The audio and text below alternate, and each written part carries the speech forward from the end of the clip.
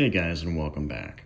Today we have a Craftsman M270 159cc engine on the workbench.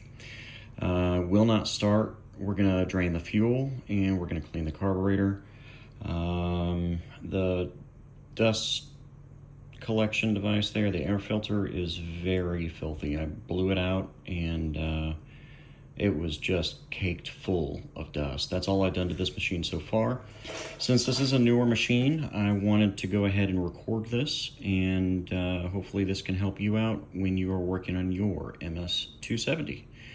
Want to get you in a better position? We'll talk to you in a bit. Okay, so first thing we're going to do is we're going to take this cover off. This is your air filter housing. We have two 10mm nuts and one 10mm bolt. Let me get those off real quick. Put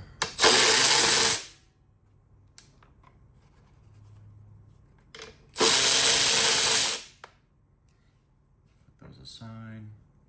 Get that off of there. Now what is holding it? The air return hose. Let me go ahead and see how that is being held. Show you that real quick. Give me a second. Be right back. Okay, I had to take the camera off the tripod, but right here you'll see, well, you can't really see the hose, but there's a clip right there holding that hose onto the air filter housing. Let me see if I can get up here and show you better. See where my thumb is right there? That's where the clamp is. And I can kind of move it with my fingers. There we go, it's off. Now let me go ahead and take the breather housing off. I'll be right back. Okay, got you back in the tripod. Let's try taking this little vent hose off if we can. Seems to be glued on there pretty good from time and heat and all that stuff. There we go, finally got her off of there. Good deal. So that needs to be cleaned up. That is filthy. That up there. We got this bracket here. And what is attached to this bracket? Let's see, we got trash.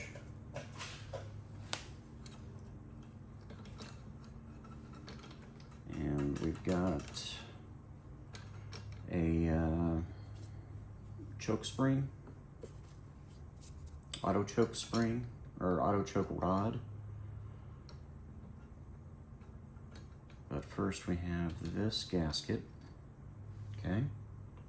We have this plate, and that plate is attached to the auto choke rod. The auto choke goes forward when it's hot to open the choke, and pulls back when it's cold to choke the carburetor down.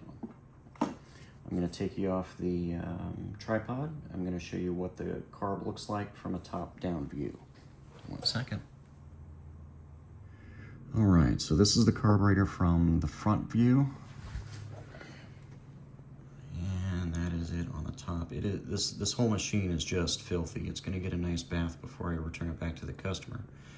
But it is absolutely filthy. Here we have a rod of some sort that I can't see where it goes to. And then we have the governor rod here in the back. So we've got a throttle rod, or a return spring rod, it looks like, for the choke. And we've got the governor spring and governor rod in the back. So this pushes the choke closed. The other metal bar here pushes the choke open when it gets warm. So let's go ahead and get these two off and the spring and get the carburetor off. I'm gonna put you back on the tripod. Be right back. Okay, here we are again. First thing we've got to do before taking off the carburetor, there are three steps. Cut off your fuel, take out your choke lever, take out the governor rod. Okay, first thing I'm going to do, fuel. Get that all tight off.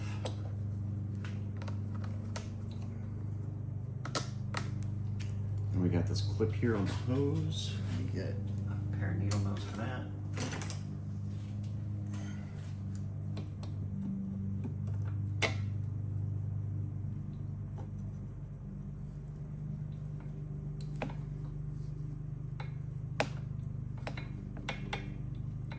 It's just taking all that dirt with it.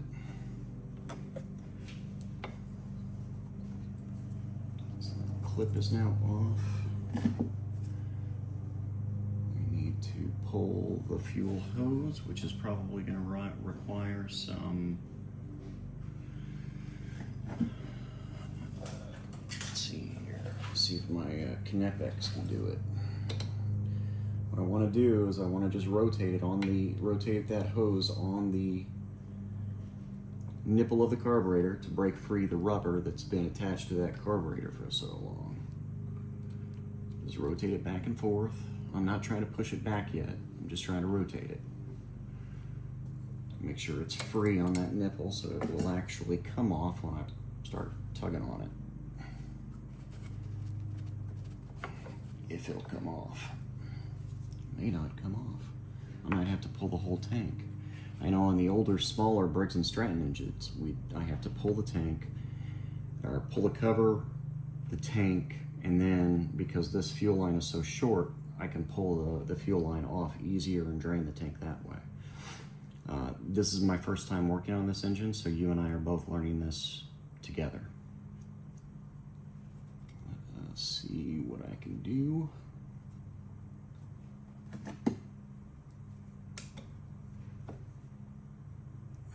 I've got more fuel line if I rupture this one or damage it in some way.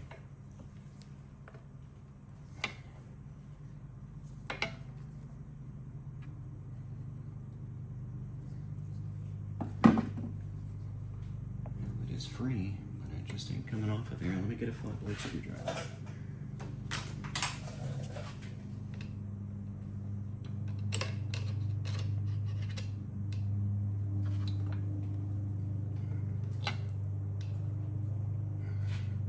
Nope, it's just not wanting to come off.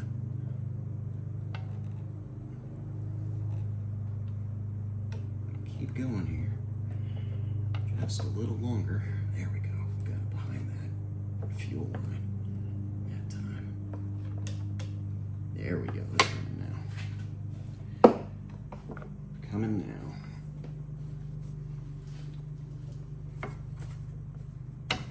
There we go.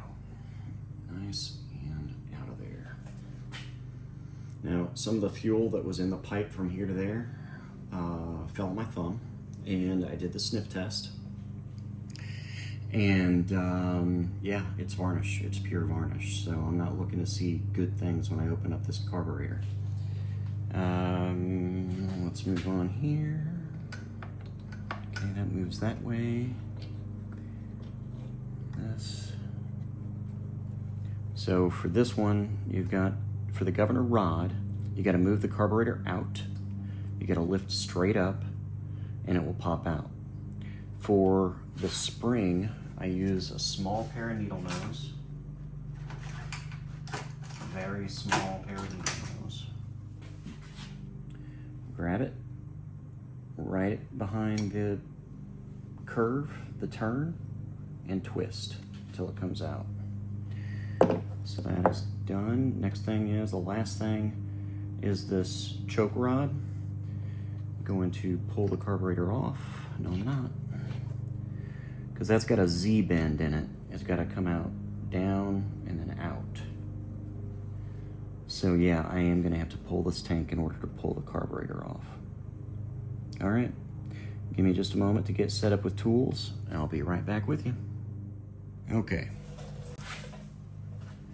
First things first, we got to remove this red cover, and what you do is from the back, you push it toward the front of the machine, and there's a lip back here that goes underneath some plastic. And up here at the front, I'm just pulling it forward, and there it goes. That is it. That is free. Mud dauber nest, another one. And this thing is just filthy. I'm gonna have to clean that up real good too. You know, make it look good for the customer.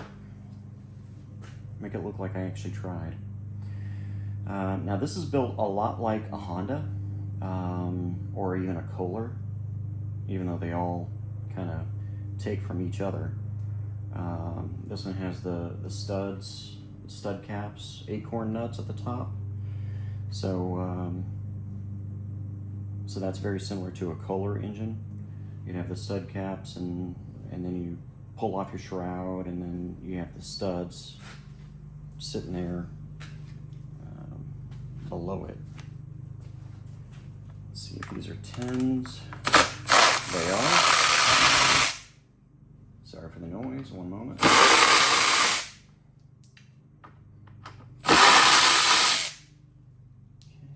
stud caps are off. Acorn nuts, stud caps, whatever you want to call them. Let's see here, that is our entire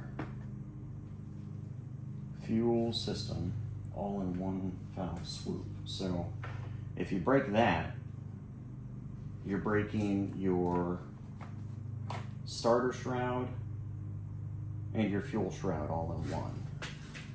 Horrible design. Horrible design. Got your governor vane here, or your choke vane. Everything under here looks good. I'm looking for mud dauber nests that may have gotten up under here and that kind of stuff. We don't want any of that in the final fitting of whatever we, once we're done cleaning. You can also notice here, we've got a lot of dirt and debris here, and I'm thinking it's probably because this may be leaking, because it's very dark. It's coated on there, it's saturated with it. So I'll tighten these up, look around that, see if that's good. I'm doing an oil change on it anyway, so that's gonna be good for it. All right, now that we got the cover off, let us try to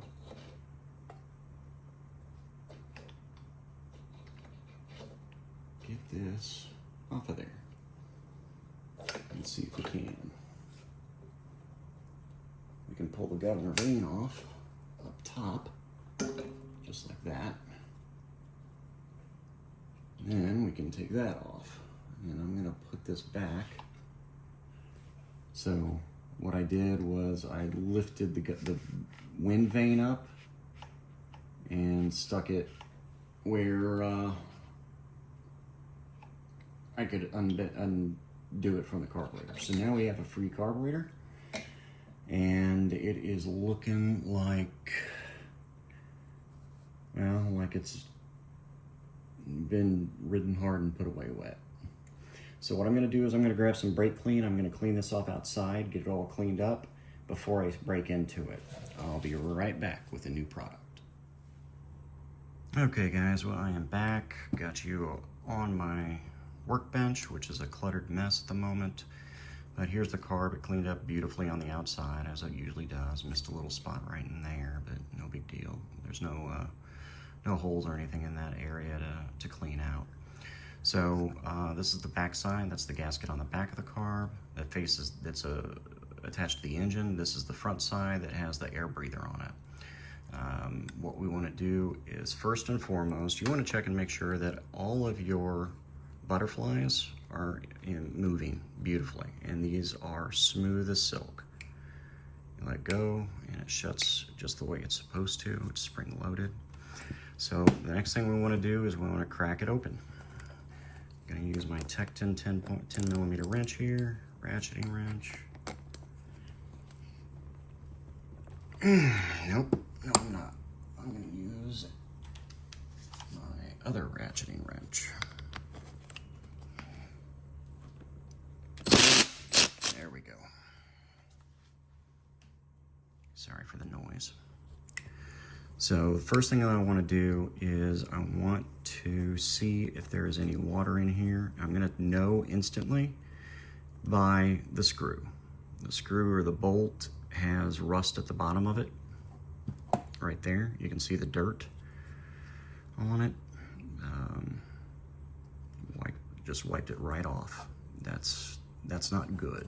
So I know that we're gonna have some problems in here, and that's the first look. That is ethanol and crap. Dirt, most likely. Ethanol, just a horrible combination. The customer did tell me that he was using ethanol in his weed eater, ethanol-free fuel in his weed eater, but he hadn't converted all of his machinery over to ethanol-free yet, and this is the result. It does not take long for ethanol to turn into this sludge. You're talking a couple of months at the most. When the environment around the mower goes from hot to cold, it doesn't take long at all, especially when the mower's not used. It just sits in the bottom of the bowl and changes to the sludge. So, gonna clean that up.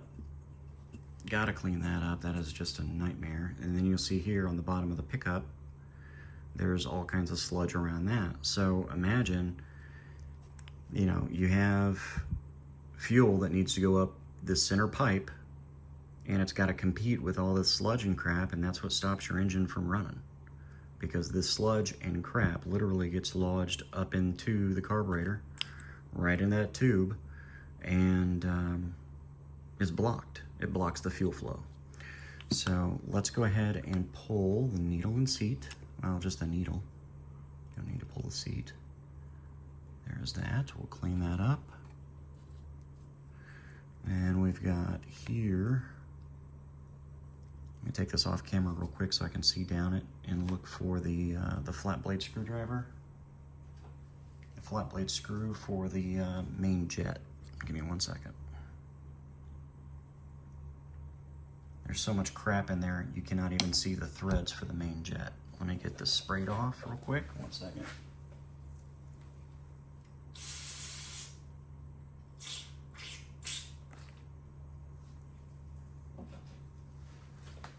Okay, there it is. I don't know if you can see in there or not. You probably cannot. But now the threads are exposed. I'm gonna go down here just like that. And basically what I got is I set the camera between you and me, or between me and the carburetor, so you can get the closest view that I have to cleaning this carburetor up.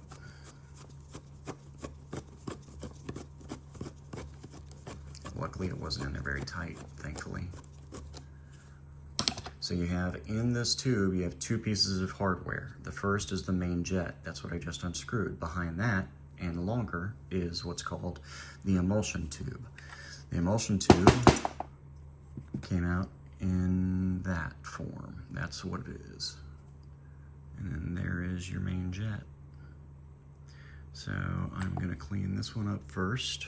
I've got my rusty but trusty wire cleaners here.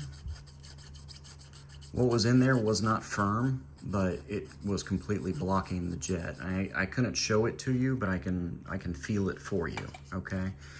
There was a blockage in the main jet in this hole here, and what I'm doing is I'm going around the entire sides of the inside of that jet, and I'm just scratching it a little bit, cleaning it off with this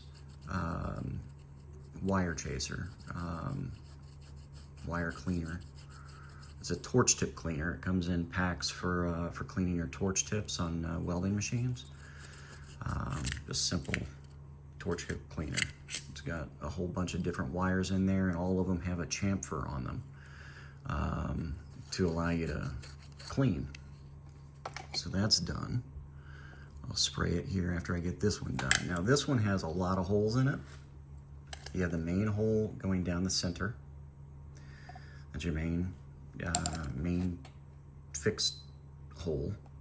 And then you have all of these little, what I call aeration hoses, or aeration holes, that go through the sides. And what it does is it helps vaporize or atomize the fuel that's going through it. So I'm gonna go this direction all the way up through these holes, and I know you're seeing more of my hand than you're seeing of the part. Let me try to move here. You see some more. Go to the next one here. It's a little bit of a tedious procedure, but it's absolutely vital in order to make this run without hunting or surging or any kind of slow start issues. Like it doesn't want to, it takes 2 or 3 pulls. You know, that's a part of cleaning this area here. So I've got these 6 holes on this side. I'm going to turn it 90 degrees, and there's 6 more holes. So I'm going to run this through all 12 holes. Actually, it's like 24 holes total, but you go through one, and it puts you through the other side. If I can, there we go. Trying to make sure that you're staying in frame in the camera too. It's not easy. I can barely see the hole as it is.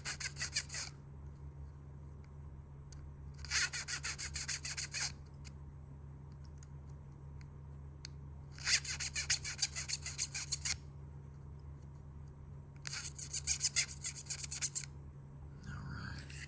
I'm gonna clean these bits off real quick. One moment.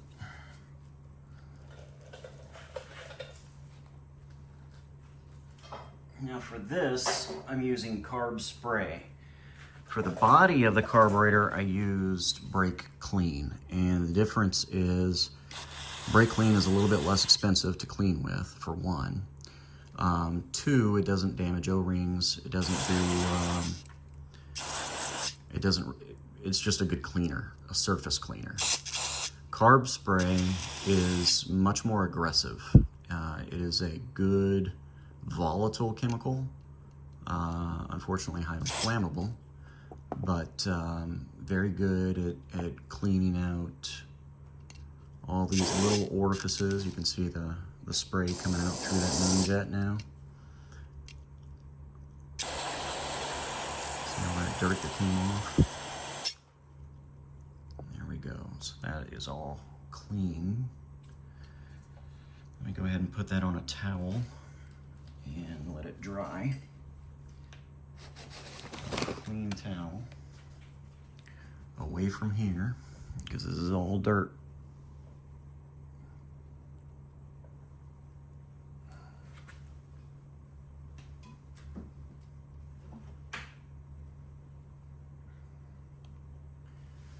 Okay, so next thing we're going to do is I'm going to go ahead and clean this off with a little bit of steel wool. I find steel wool takes the biggest parts of it off. Then I'll come back with some carb clean and get the rest of it. There's your pickup hole.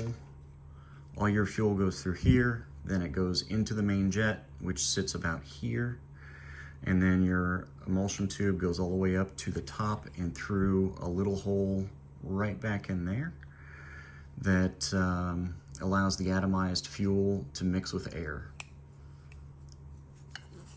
Now look what that gel, that erosion, or all of that ethanol did to this aluminum. It corroded it completely. You cannot have ethanol in these small machines. You just can't do it. Unless you're a commercial guy and you're running through a tank of fuel every single day. You're not gonna find that your equipment lasts very long. You're gonna have to have it serviced annually or biannual or every other year, just to keep it running. So that is done. Let me go ahead and spray down through the seat.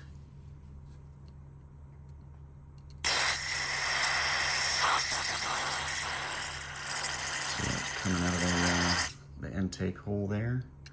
So that's through that area. Next thing I need to do is remove what's called the low idle circuit, which we will find right here. And that takes a special frickin' tool to get that low idle circuit out. I'm pretty sure I have it. I'm gonna put you on pause while I find it. Be right back. Okay, I'm back. So here you can see that is a half moon, is what's there, a half moon, okay? I don't have a half moon anything. So what I did was I found a flat blade screwdriver that would fit into that space that I can use to turn it, to rotate it, okay? So this is a number 1 flat blade. It's very small and narrow. And let me put it on my ratcheting screwdriver here. Let's go to town. See, that's working. So what this does is, this screw that I'm unscrewing allows you to pin your idle, or your throttle, keep it from going over. What we're trying to get to is this little guy right here. That is your low, inside that is your low idle circuit.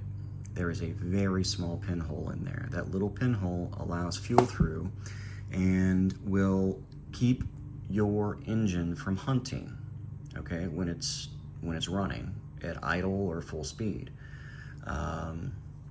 It is imperative that it gets cleaned with every carb clean. So we're gonna pop it right out of its little house here, if I can get to it.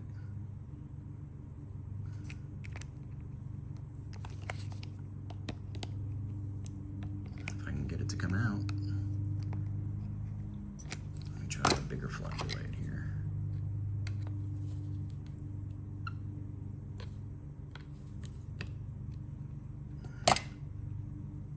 There we go. There we go. Got it. So we have in here, see that line of dirt right there? That's bad news. Oh, you can't really see it, can you? Let me hold it away there. There's a line of dirt just right there at the top of that green washer. You have another green washer down here. So you have 2 that are preventing it from getting all the way down into the circuit. Let me clean this up with carb spray. I'm gonna check it with a wire, and then I'm gonna be right back. One moment. Okay, I'm back. So what I did was I shot carb spray in it, in the bottom, because the bottom is the jet right there. It's a tiny hole. You can't see it. It is so small. And then I looked for fuel to come up into this hole. Okay, the fuel goes up into that hole and then goes throughout the body of the carburetor. I'm gonna set that low idle jet over there. Now I'm gonna clean all of these holes here. There is not one here in the back. Take that back. There's one right in there. Trying to get you in frame. There's one little one right there. Let me get that with my torch tip cleaner. If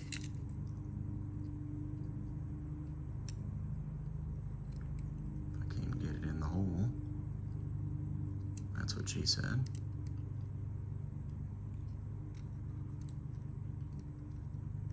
Yeah, torch tip cleaner is too big.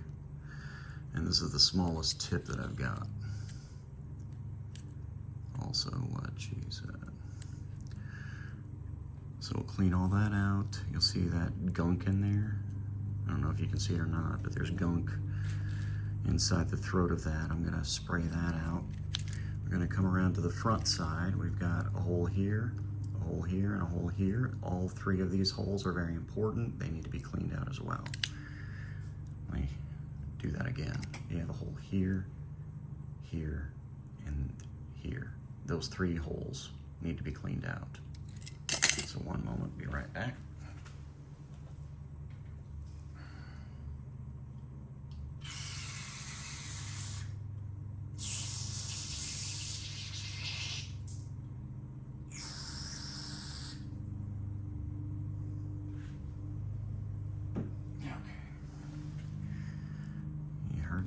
Spraying. I got all those cleaned up. There was a lot of dirt in this one. I got the throat cleaned out as well. And that piece of debris is no longer in there. So we are ready to reassemble. It's just that fast. It doesn't take a whole lot of time to get this clean. I think we're in 15 minutes into this show right now. So let's get it back together. I'm gonna put it back together the way I took it apart. First is gonna be the low idle jet. You wanna make sure that those washers go in and they don't bind up or get torn up.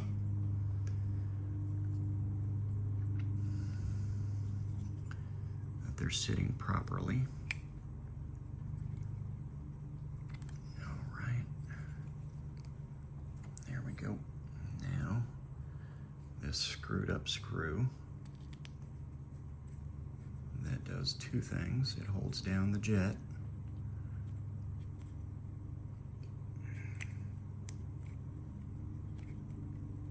That jet isn't in all the way because that screw is going in way too hard. Be right back.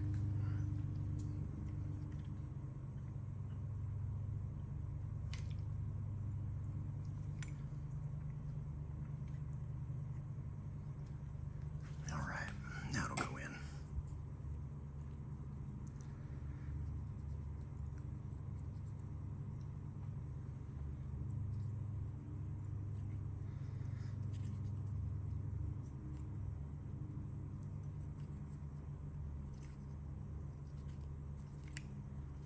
Go.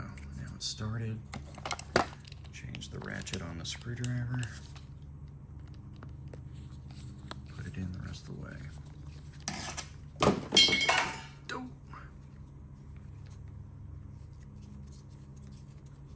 Just waiting for it to come out the other side. That far. That's it. Next thing we will do is we will put in our emulsion tube. On the emulsion tube, you have two ends. This end, the long end, and this end, the stubby short end, okay? This goes to the needle, or not the needle, but this goes to the main jet, and this little guy stubs up right into the throat of the carburetor. So this end first, that end last. So just like that. There it is. Now the main jet.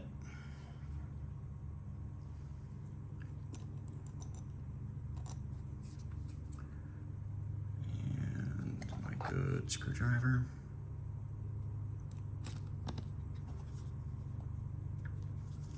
What I want to do is I want to bottom it out, turn it backwards until I can feel the thread unlock, and then start turning it the opposite direction. I do not want to tighten this down snug, okay? Because the next time I have to clean this, because the guy will may or may not change his ways, when I come back, I don't want it to be so tight that I can't unscrew it and it get locked in there and uncleanable, okay? So that is all done. Let's get the that out of the way. Let me get my carb spray. And we're gonna just do a little light, gentle spraying here of the float. Clean off any debris.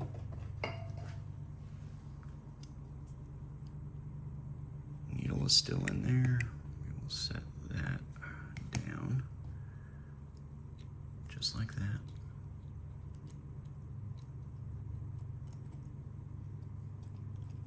Just like that. Let me get the in.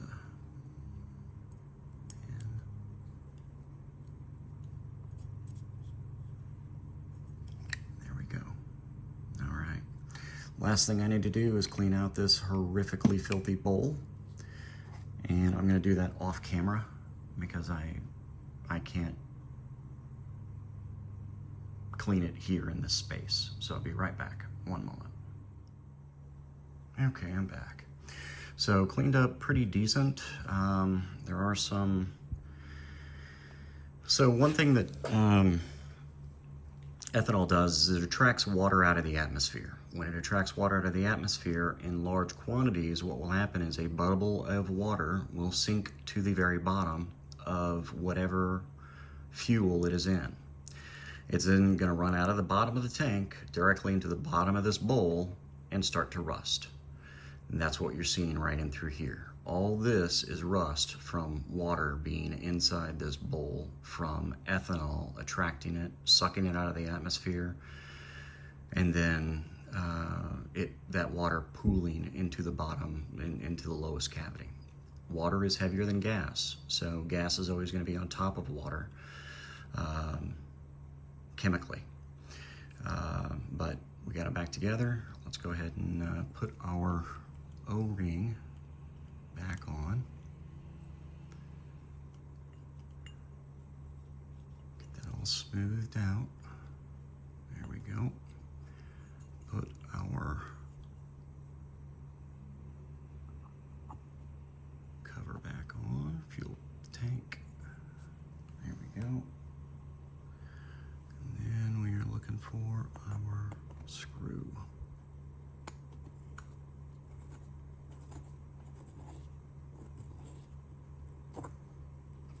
Okay, I used a drill to take it off, but I'm using a wrench to put it back on.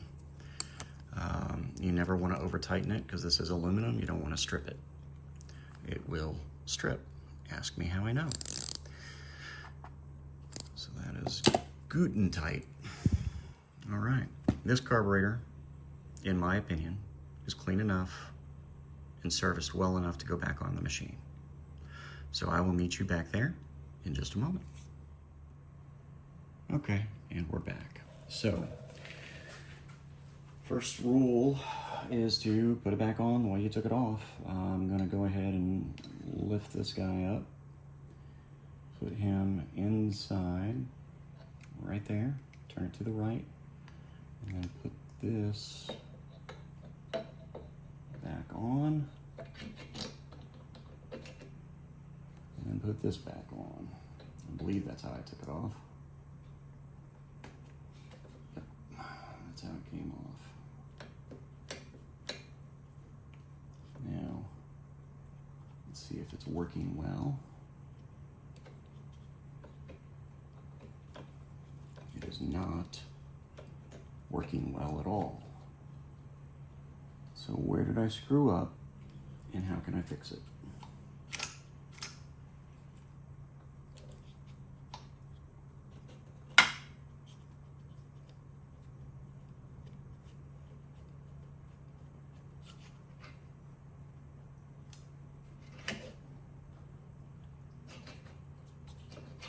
Because it works up here a little bit, but it doesn't down here. All right, let me try to fix this mistake, and I will tell you how I did it when I come back. Okay, that took me 2 seconds. You didn't miss anything. What I did was this stud was bent a little bit this way. So I straightened it back up vertical, and now it works just like it's supposed to. Just like it's supposed to. Okay? Next thing we have the carburetor pulled out a little bit. We're going to put this governor rod in, just like that. It falls down. And I'm going to grab my rusty but trusty needle nose wherever I may have put them. We're going to put that little spring back. So turn it 90 degrees. And stick the end right into that little hole.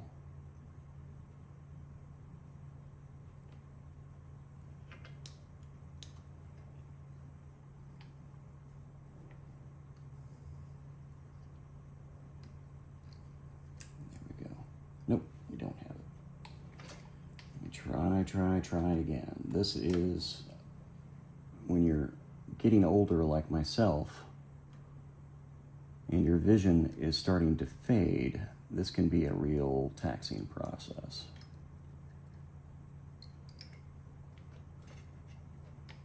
There we go, now it's in there. All right, so that's done. We will now put our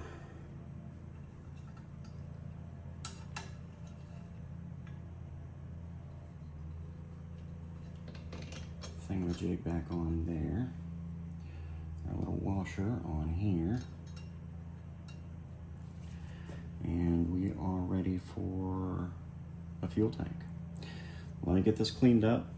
I'm gonna turn the camera off while I do that. I'm gonna use a vacuum, I'm gonna use a blower, I'm gonna use all kinds of loud equipment that you really don't wanna hear. Be right back. Okay, so it may not look any different down here, but right in these fins, right where this, where I said it looked like oil was leaking, I got all that sprayed, cleaned off. I got all these fins cleaned off so it will cool properly. The head will cool properly as it's being used. So that was the most important thing. Everything else is cosmetic. That is mechanical.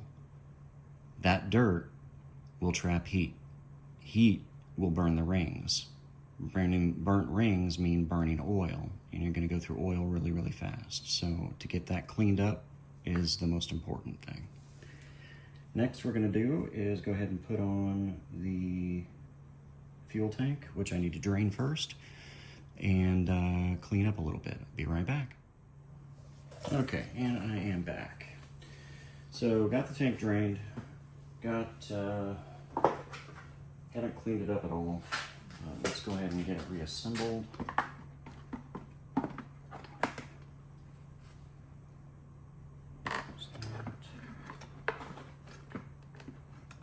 Just looking for my studs.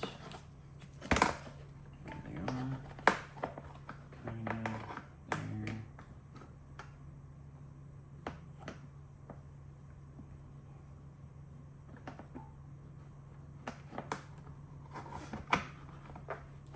Go to your home. Don't you want to go to your home? There we go. Just like that.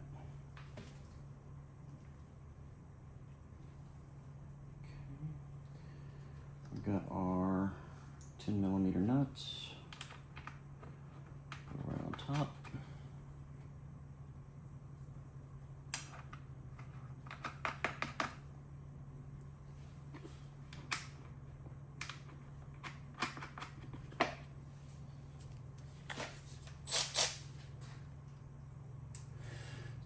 Down.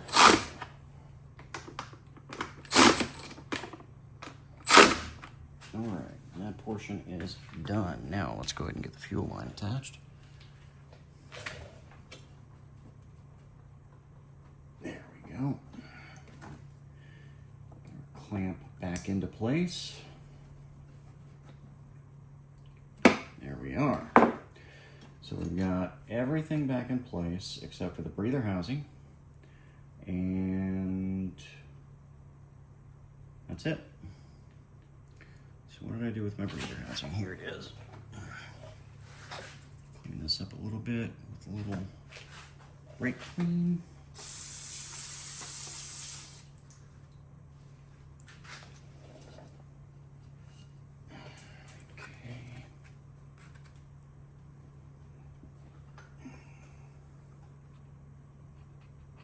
This hose back on.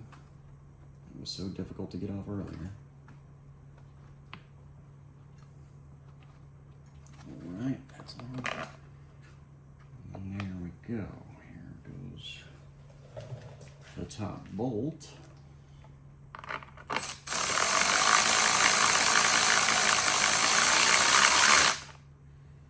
Why is it not going in? What did I do wrong?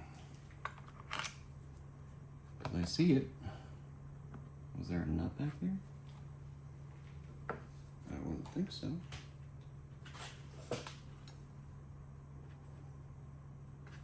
I just didn't push hard enough.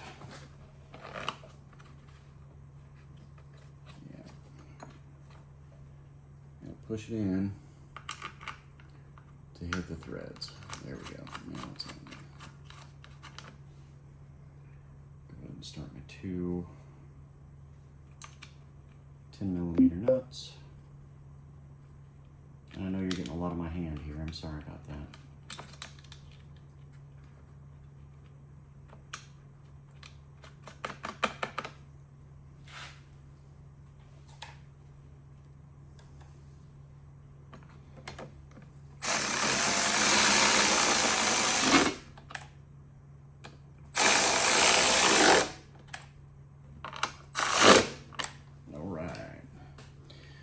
So that is finished. Now I'm going to fill it with gas. I'm going to take it outside. I'm going to hit it with some water. I'm gonna bring you with me after I've added some gas, and we're gonna fire it up.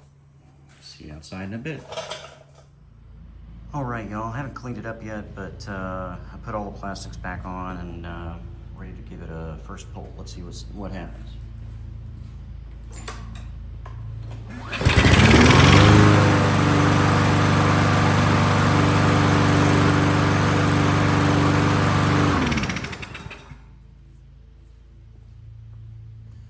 And there you got it. One rebuilt carburetor for a Craftsman M270. If you have any questions, feel free to contact me. As usual, please go ahead and click that subscribe button, hit the bell, and I'll see you on the next one. Take care. Bye-bye.